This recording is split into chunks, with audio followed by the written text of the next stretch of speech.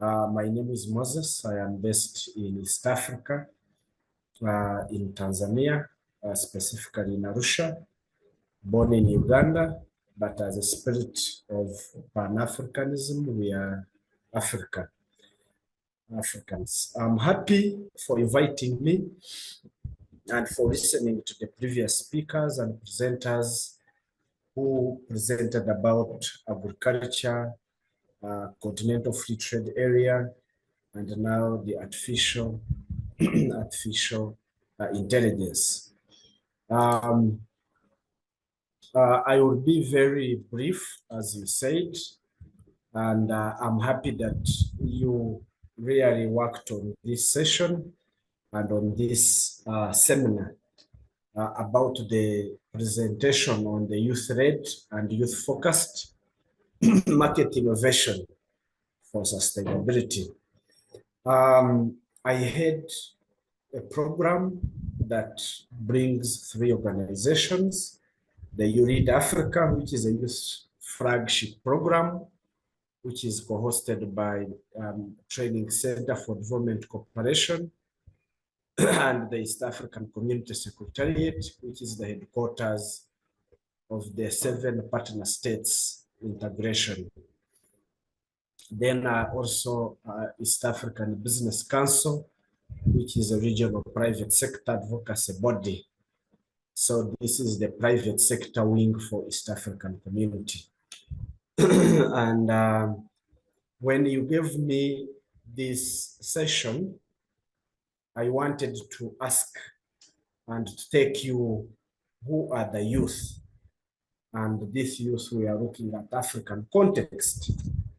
Maybe let me go to, to some statistics that will inform my presentation. African youth, these are from now our generation, is the most educated, the health, and the most innovative generation.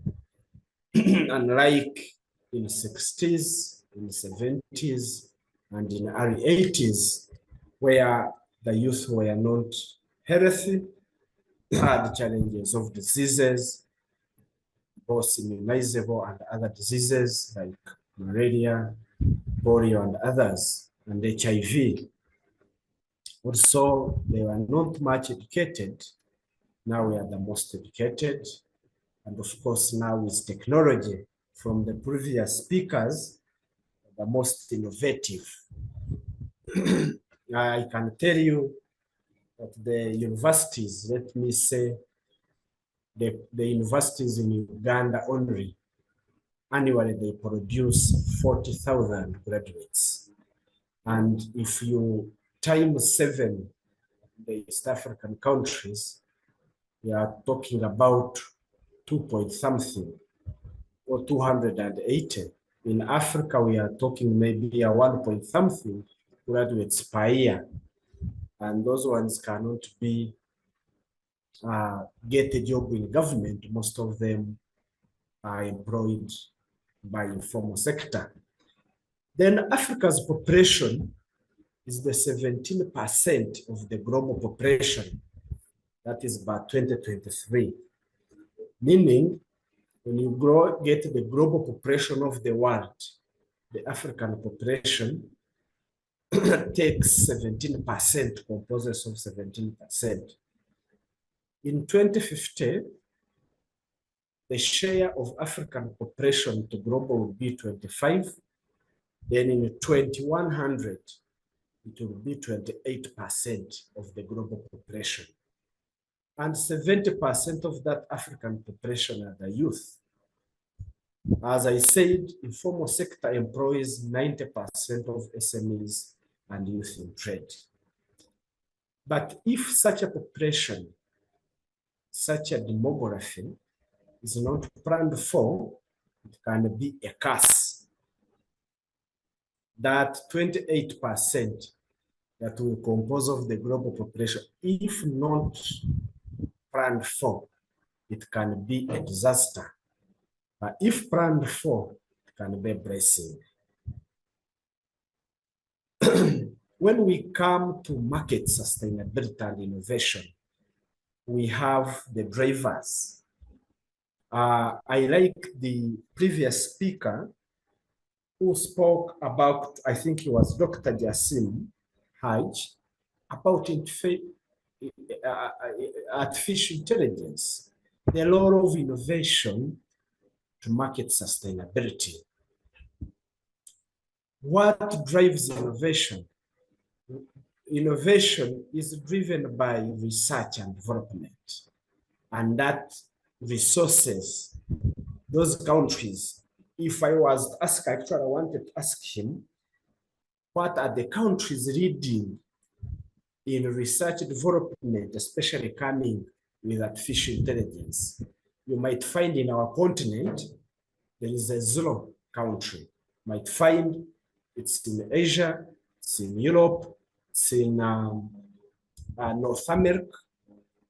You are talking about United States of America and Canada, and a few countries in the Gulf.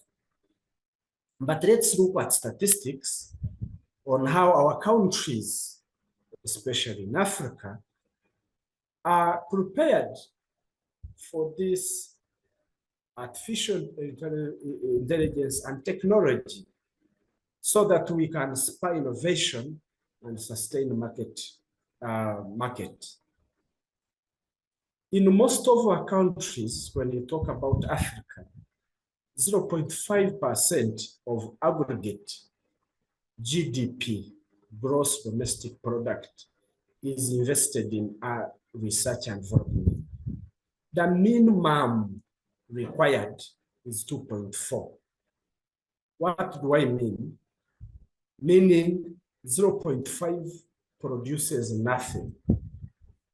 So if you want youth, their ideas, to come up with ideas to embrace technology, you have to invest in research and development. Other countries in Asia, Europe, North America, they invest 4.8 to 4.9 of aggregate GDP in research and development. That's why every year you see new products coming. Some companies, not countries, spend 5% of their total annual revenues on research and development. So you'll find a company like Facebook, like Twitter, like Samsung, it will invest resources on research and development compared to the total of the resources the whole continent of Africa invests. Now, African share of the global trade is 2.7, while China, if you compare, is 20%. And we have the same population. We share 17.5 of the global population, but China as a country, its share on the global trade is 20%. And this results into, why is it 20%? Productivity, technology being the enabler. So when we talk about youth SMEs to grow, those are factors that we should consider and we should task to our decision makers, to our partners to look into. As I conclude, what are we doing where we sit, our interventions? Our interventions as head of SMEs, youth and women in trade, we have been coming with different programs so that we can enable our youth to do innovation and sustain the market. I'm happy it was the first speaker, Socrates, talked about CFTA, capacity building, because we are looking at a continent of 3.4 trillion GDP and 1.5 population. but he rightly said 70 or 50% of the MSMEs in Ghana, in Nigeria, in Kenya are not aware of the CFTA. And I'm happy that I am the part of the team that I led to do a research and came up with a book. And the research is there. It is titled Making CFTA a Reality for Youth. I will share the website. You can read the outcome. Well, we found by then 80 to 90% didn't know.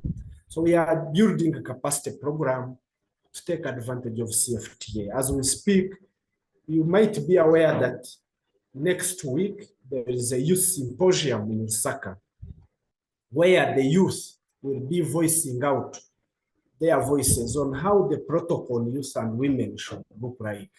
And I'm happy to be reading that session. So we have been building with our partners, having bootcamp trainings at the regional level, at the continental level. As we speak, we are preparing to have our 5th bootcamp since 2019. Startup Acceleration Enterprise Awards. I've been working with universities, those youth with ideas but don't have resources, or those who have started a business that you need to accelerate. And this one we started after COVID, and during COVID we knew how the SMEs were affected. So we give startup funds and we work with ecosystem building innovation hubs as mentors. Then in this innovation, we have been also encouraging digital trade, working with youth innovators, young startups from university to build